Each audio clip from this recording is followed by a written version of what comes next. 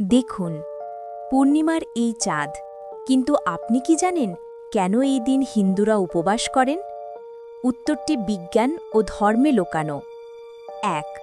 ধর্মীয় কারণ। এদিন সত্যনারায়ণের পূজা হয়। উপোস রাখলে পাপ মুক্তি ও পুণ্য লাভ হয়, যা মনস্কামনা পূরণে সাহায্য করে। ২. চন্দ্রের প্রভাব।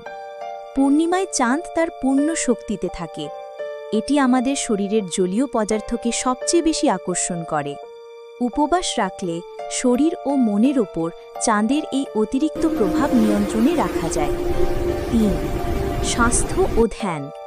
উপবাস শরীরকে ডিটক্স করে, হজম শক্তিকে বিশ্রাম দেয়। দেহ সক্রিয় ও হালকা থাকলে ইষ্ট দেবতার আরাধনা ও ধ্যানে মনোযোগ আসে। তাই পূর্ণিমা হল উৎসব ও আত্মসংযমের দিন। আপনি কি উপোস করছেন? কমেন্টে জানান। সনাতন বাংলাকে সাবস্ক্রাইব করুন।